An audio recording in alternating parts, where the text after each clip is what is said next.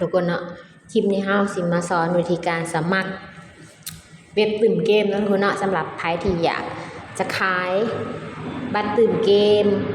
บัตรทูมันนี่บัตรอย่างต่างๆนะทุกคนมีเกมหลากหลายเกมเลยนะทุกคนเนาะสามารถตื่นได้เนาะหลายเกมเลยหลายอย่างเลยเนาะมีทุกสิ่งทุกอย่างเลยนะนี่เนาะ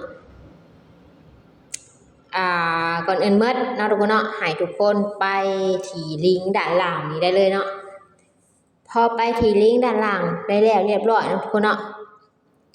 ให้ทุกคนกดคำว่าเข้าสู่ระบบเนาะเพราะว่าเฮายังบ่มีรหัสบัญชีเหมือนบ่ทุกคนเนาะเฮายังบ่มีบัญชีเนาะพอเฮากดคำว่าเข้าสู่ระบบแล้วเรียบร้อยให้ทุกคนกดคำว่าสมัครสมาชิกนี่เนาะทุกคนเนาะกดไปเลยเนาะพอกดคำว่าสมัครสมาชิกแล้วเรียบร้อยนะทุกคนเนาะให้ทุกคนกดเบอร์โทรเนาะ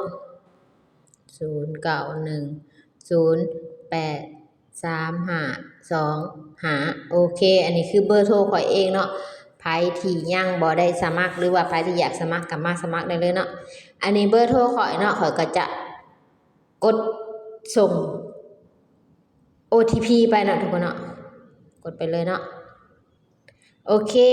เฮาก็รอท่าให้ OTP ส่งมาให้เฮาเนาะทุกคนเนาะนี่เนาะพอ OTP ส่งมาให้เฮาแล้วเนาะทุกคนเนาะเฮาก็กดใส่เนาะกะใส่รหัสของไฟลาวเดี๋ยวข่อยสิไปใส่รหัสกันแป๊บนึงโอเคทุกคนเนาะหลังจากที่เฮาใส่รหัสของเจ้าของไปแล้วเรียบร้อยเนาะทุกคนเนาะให้กดคำว่าสมัครสมาชิกเนาะโอเคนะทุกคนเนาะตอนนี้กะพอสมัครสมาชิกแล้วเรียบร้อยเนาะทุกคนเนาะ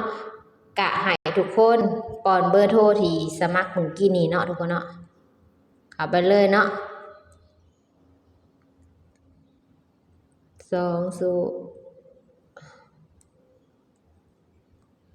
918352โอเค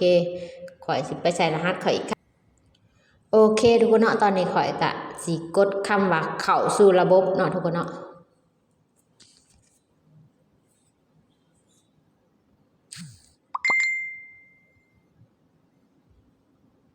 โอเคตอนนี้เฮากะ